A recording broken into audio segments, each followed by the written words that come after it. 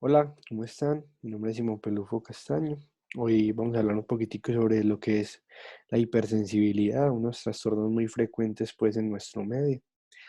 Entonces, hablemos un poquitico sobre lo que es hipersensibilidad. Entonces, lo que vamos a tener es que es una respuesta inmunitaria exagerada, pues aumentada, la cual causa más que una función de defensa, que se supone que es el objetivo, causa una destrucción tisular y algunas enfermedades, ¿cierto? Entonces, estas reacciones inmunitarias lo que normalmente hacen es que desencadenan respuestas contundentes contra lo que son microbios, pues, o lo que son patógenos, pero esto no va a dejar una lesión, pues, importante en lo que es en el tejido adyacente, pues, donde se encontraban. Pero lo que son estas enfermedades por hipersensibilidad, vamos a tener un daño también ahí en ese tejido y también vamos a poder, pues vamos a ver lo que es que atacan células o tejido propio, ¿cierto? Entonces, además de atacar esas células y tejido propio, también vamos a tener que pueden atacar lo que son microbianos comensales, o sea, que hacen parte de la microbiota, y vamos a tener que también ataquen antígenos ambientales, que son habitualmente inocuos, ¿cierto? Entonces ahí es cuando vemos hipersensibilidades a cosas que no a todos les dan, no sé, supongamos pues, y entre comillas, por ejemplo, alergia al maní, que es algo que no debería darnos una hipersensibilidad, y si no, pues en algunos casos no la da. Entonces, las hipersensibilidades son cuatro. Hay cuatro tipos: hipersensibilidad tipo uno, tipo 2, tipo 3, tipo 4. Y así como que para conocerlas de otro nombre, entonces la tipo uno es inmediata, la tipo 2 pues tipo 2, tipo 3 tipo 3 y la tipo 4 es retardada, perdón. Entonces, en la hipersensibilidad tipo uno, pues vamos a hablar primero unas características generales, ¿cierto?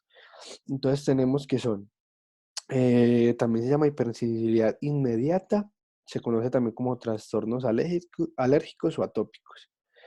Esta es la más frecuente de las hipersensibilidades. Entonces, es causada por ¿quiénes? Por los anticuerpos IgE y son específicos contra antígenos ambientales.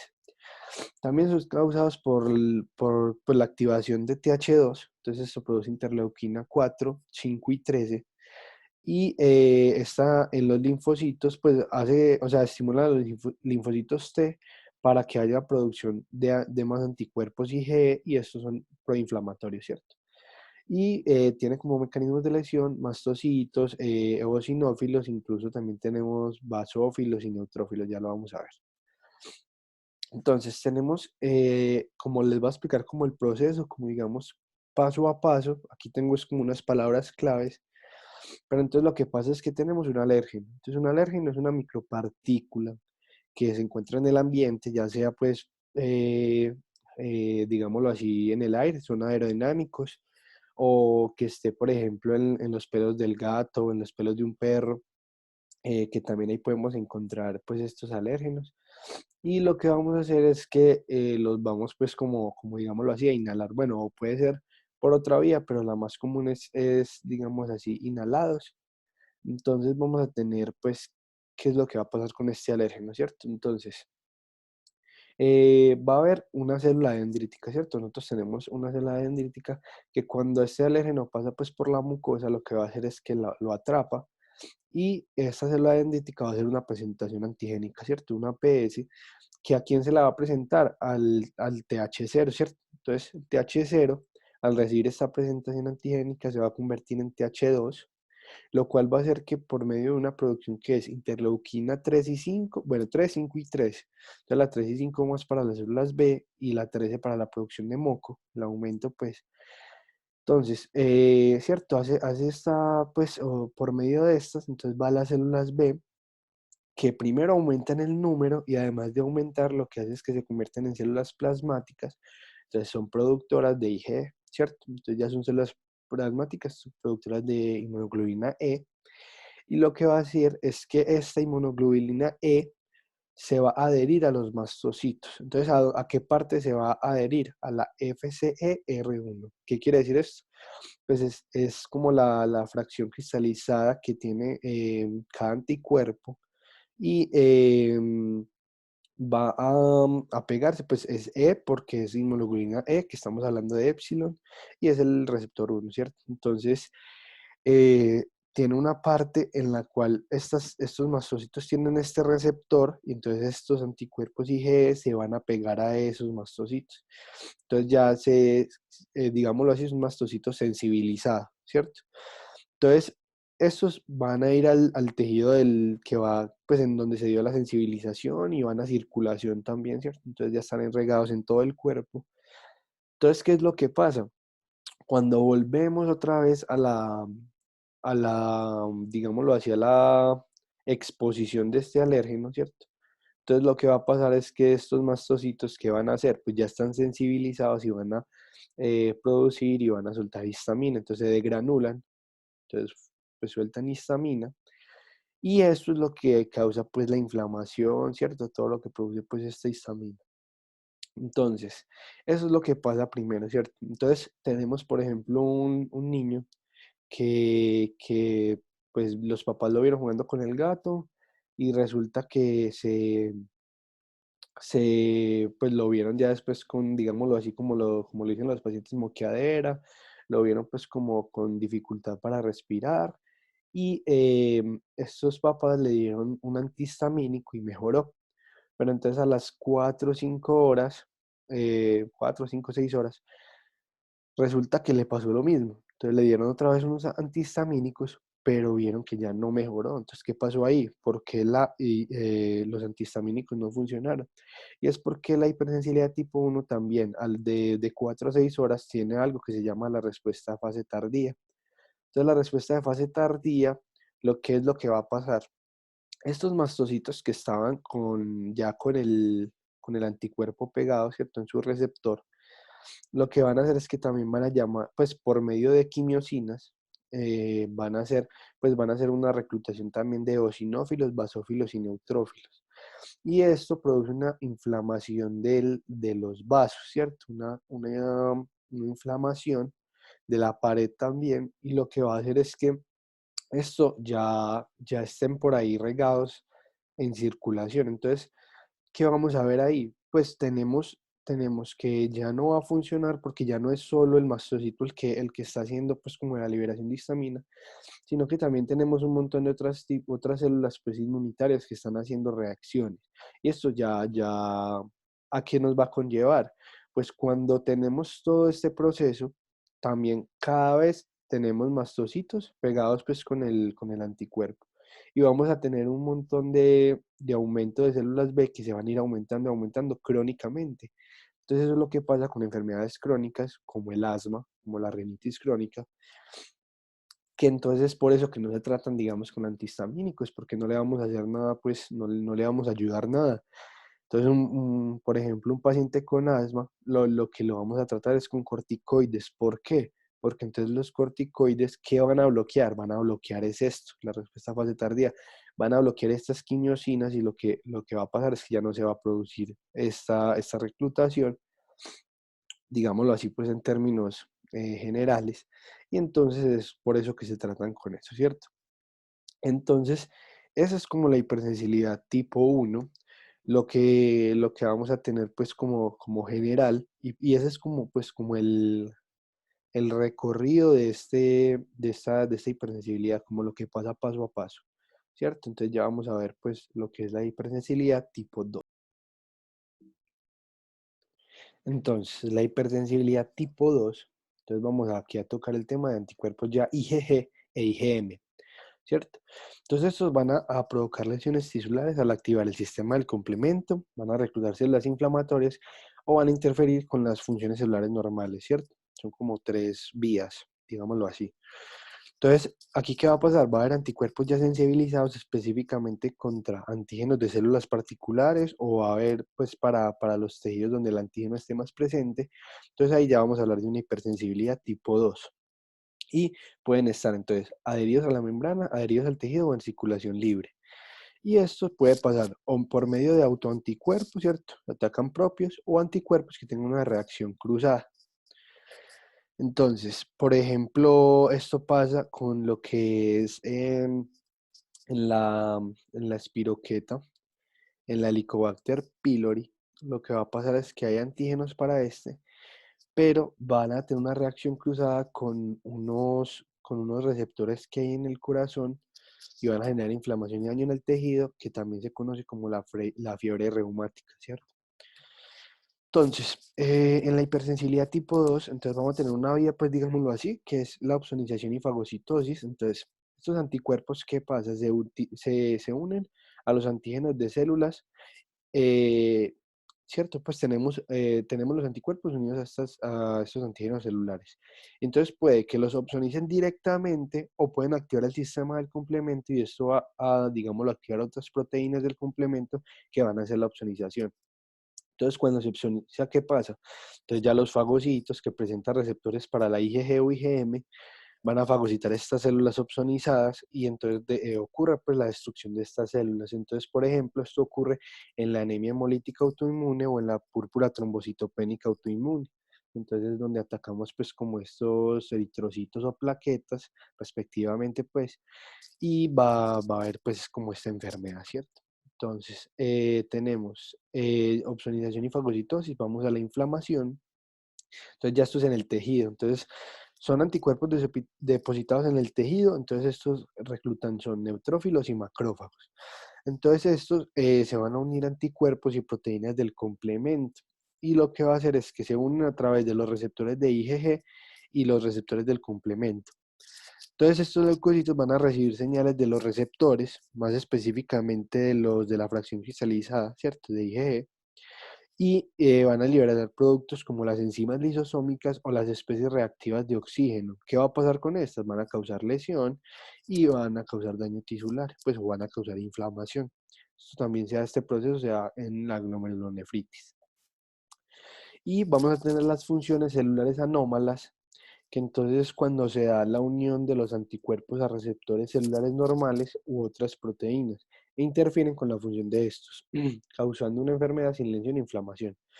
Entonces estos anticuerpos son unos receptores de las células que están normalmente, pues existen con nosotros, pero entonces van a interferir con la función de estas mismas células y van a causar una enfermedad que no tiene nada que ver con los anteriores, que era lesión e inflamación. Entonces, por ejemplo, tenemos los anticuerpos pues, específicos para los receptores de tirotropina y acetilcolina nicotínica, que van a causar pues la enfermedad de Graves y van a causar miastenia gravis. Pues la tirotropina para la de Graves y la acetilcolina nicotínica para la miastenia gravis. Y también podemos ver otro ejemplo con los que son los anticuerpos frente al factor intrínseco, pues que son los de las células de la mucosa parietal, las células parietales de la mucosa pues gástrica, que van a causar pues esto sí es, el factor intrínseco es muy necesario para la absorción de vitamina B12, entonces al interferir con eso van a causar una anemia perniciosa, ¿cierto? Entonces esto es como lo que es de hipersensibilidad tipo 2. Entonces vamos a hablar de la hipersensibilidad tipo 3. Entonces, esta está mediada por inmunocomplejos. Entonces, a las enfermedades por inmunocomplejos es las que se les llama hipersensibilidad tipo 3. Y estos complejos, ¿qué es lo que va a pasar? Se van a depositar en los tejidos, normalmente en las paredes de los vasos sanguíneos y tejidos, y van a causar daño. Van a hacer una... ¿Qué es un inmunocomplejo? Un inmunocomplejo es una unión de antígeno-anticuerpo y esta a otra unión antígeno-anticuerpo y así varias, puede ser unas más grandes que otras, no es solo como una unión de antígeno-anticuerpo y ya eso es un inmunocomplejo, no, es varias, aunque sí pueden haber unas más grandes que otras, ¿cierto? Entonces, estas enfermedades son sistémicas y van a afectar todo tipo de órganos, aunque las más sensibles o digamos es particular para los riñones y las articulaciones. Y por ejemplo, aquí vamos a ver algo que es la enfermedad del suero, que digamos, pues se sospechó hace mucho tiempo. Esto fue pues por un médico del principio del siglo XX que se llamaba Clemens von Pirquet. Y pues lo que él decía es que en ese tiempo se trataba la difteria con un suero procedente de los caballos que eran inmunizados, ¿cierto? Entonces, eran inmunizados con esa, pues para la toxina diftérica, y esa es como un ejemplo de inmunización pasiva, ¿cierto? Entonces, él observaba que los pacientes que se les estaba dando como este suero, empezaban a hacer una inflamación articular. Entonces hacían una artritis, un exantema y hacían fiebres pues en estos pacientes. Y él tenía como unas clavecitas a las que se daba cuenta como que esa clínica, digámoslo así, se estaba dando por ese suero que se le estaba inyectando. Y era que primero esos síntomas aparecían incluso después de la inyección del suero. Y no solo aparecían incluso después de la inyección del suero, sino que ese suero era desprovisto de la antitoxina. Entonces, de manera que las lesiones no se podían decir que era porque era el anticuerpo antidiftérico, no, porque ya se había pues como quitado, ¿cierto? Y segundo, vamos a ver que los síntomas que aparecían al menos una semana después de la primera inyección, ¿cierto? Y se iba dando cada vez más rápido con la inyección repetida. Entonces, lo que hizo este médico fue que concluyó que esta enfermedad se debía como una respuesta del anfitrión o del paciente frente a este suero. Entonces, pues contra las proteínas de este suero, ¿cierto? Entonces ahora pues nos damos cuenta como que él estaba pues como en lo correcto y en ese momento se le llamó pues como la enfermedad o el mal del suero, ¿cierto? Pero entonces ahora vamos a ver que se vio la misma reacción en los pacientes que recibían pues como lo que es tratamientos séricos para el tétanos. Y entonces es lo que vamos a decir que se le conoce como la enfermedad del suero, ¿cierto? Entonces, ¿qué más vamos a ver acá? Vamos a ver qué es lo que pasa en esta hipersensibilidad tipo 3. Entonces, durante las respuestas inmunitarias normales, vamos a tener los que son complejos antígeno-anticuerpos, ¿cierto? Esos son, pues, cosas normales de nuestro cuerpo, que se dan para enfermedades y quedan sensibilizados. Pero lo que provoca enfermedad es cuando tenemos estos inmunocomplejos en cantidades excesivas. Entonces no se eliminan lo suficiente y se depositan en tejidos. Por ejemplo, ¿qué es lo que puede pasar para que no se eliminen? Hay algo que pasa mucho y es, por ejemplo, en la vía clásica del complemento, donde no se produce ese 3 y lo que va a hacer es que va a evitar que este complemento transporte y lleve fácilmente a los inmunocomplejos por donde deben ir. ¿Y esto qué va a causar? Va a causar una acumulación, ¿cierto? Entonces un depósito pues, de inmunocomplejos. Entonces, ¿qué más vamos a ver? Que los depósitos pues, de estos inmunocomplejos en las paredes y en los tejidos van a activar lo que son leucocitos y mastocitos, ¿cierto? Entonces, ¿estos qué van a hacer? Secretan lo que es las citocinas y van a secretar mediadores vasoactivos. Y cuando estos lo secretan, lo que van a hacer es que van a provocar como que haya más inmunocomplejos y haya más depósito de este. Y esto pasa porque se aumenta la permeabilidad vascular, el flujo sanguíneo. Entonces hay que tener cuidado que esos inmunocomplejos están en circulación y donde más los vamos a ver, incluso donde más causan problemas, es donde esta circulación va a estar primero micro, o sea, una microcirculación, y va, por ejemplo, donde esté más lenta, por ejemplo, en el riñón, donde se da el ultrafiltrado de la sangre, pues sabemos que es una circulación muy lenta y son microvasos, entonces ahí, por ejemplo, vamos a ver problemas. Unas de pues, las enfermedades como más conocidas por esta hipersensibilidad tipo 3, por ejemplo, está el lupus eritematoso sistémico, que vamos a ver que tiene pues como lo que son problemas a nivel pues de lo que, de lo que es esta enfermedad, pues es, a ver, esta enfermedad es una enfermedad autoinmune en la que, digamos así, los antígenos, pues el inmunocomplejo antígeno anticuerpo se va a depositar en los riñones, en los vasos sanguíneos, en la piel, en otros tejidos, y pues va a causar todo este tipo de problemas, ¿cierto? Sistémico. También hay lo que es como un depósito de inmunocomplejos, pero que va a afectar también a las arterias musculares de tamaño mediano y va a afectar pues como a casi todas y se va a llamar panarteritis nudosa, ¿cierto? También vamos a ver, por ejemplo, con el mismo mecanismo lo que es pues la glomerulonefritis estreptocóxica, que aparece pues en casos raros, pero es después de una infección pues por estreptococo y se va a dar pues como este depósito de inmunocomplejos pues en los glomérulos del riñón, ¿cierto? Como tal, pues eso es como lo que es de hipersensibilidad tipo 3. Entonces ya hablamos aquí de lo que es hipersensibilidad tipo 4.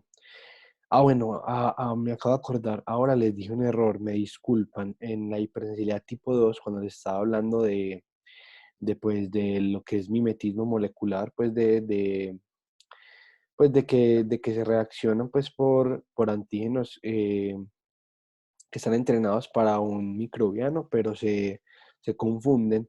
Les dije que les dije que es Spiroqueta helicobacter y eso es un error. Lo que les quería decir era Bacilo, el Campylobacter, me disculpan. Campylobacter. Entonces, bueno, ahora sí, hipersensibilidad tipo 4. Entonces, esa es la que se conoce como hipersensibilidad retardada, ¿cierto? Entonces, ¿por qué retardada? Porque se va a ver a un periodo de 18 mínimo, pero se conoce como de 24 a 48 horas, ¿cierto? Entonces, aquí, ¿qué vamos a tener? Aquí hay células dendríticas que hacen presentación antigénica, entonces a las TH0 que se convierten en TH1, ¿cierto?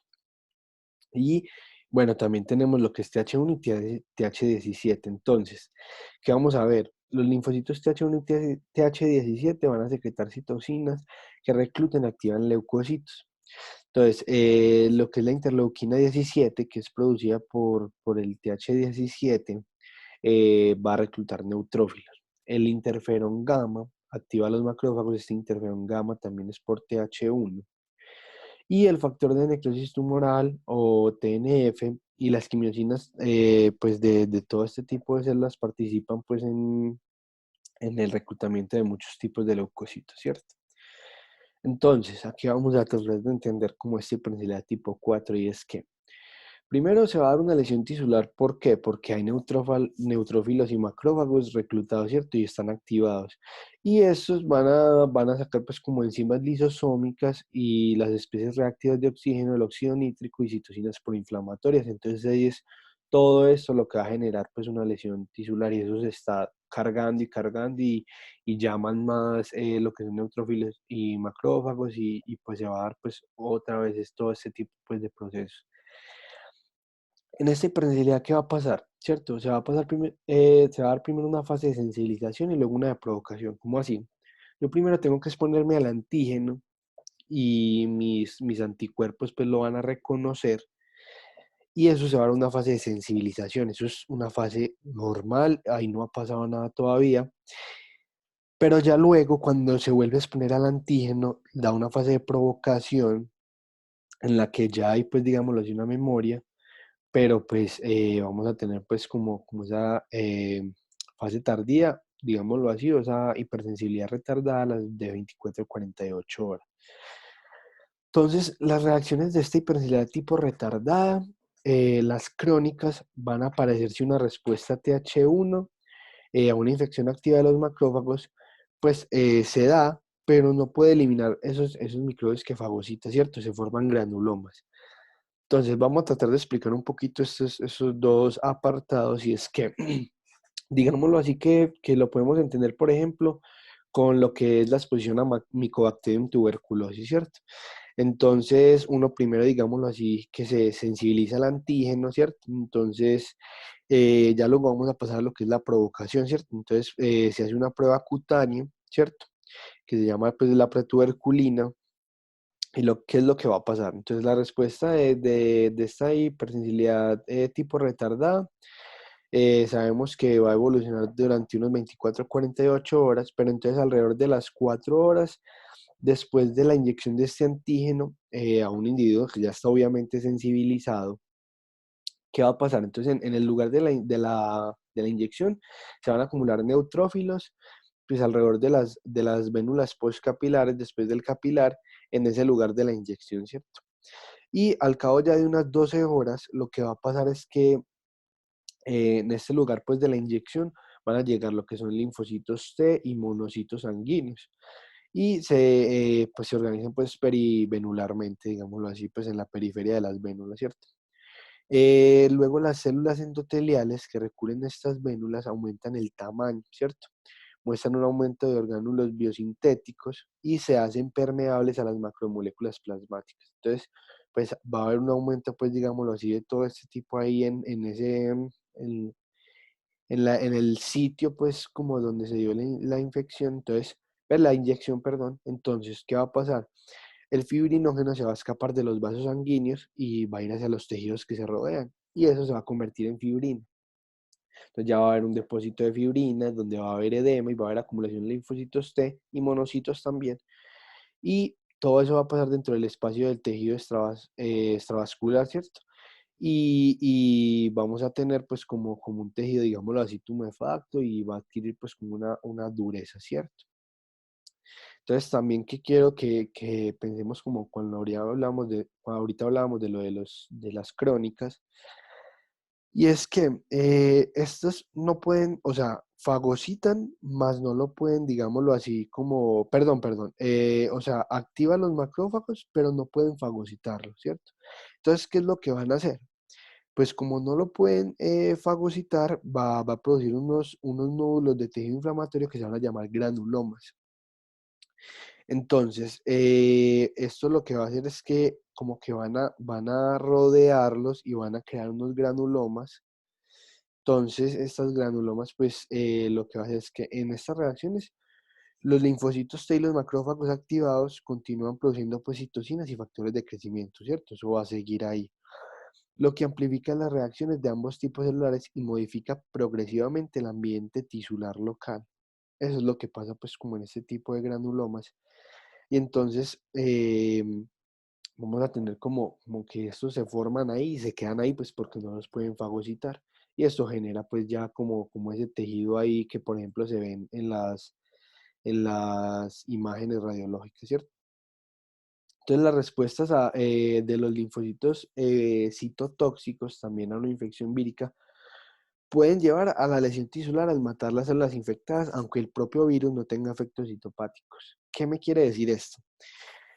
Aquí hay infecciones, por ejemplo, víricas, también en la hipersensibilidad tipo 4, en la que van a estar intracelulares, pero hay unos que tienen efectos citopáticos y otros no.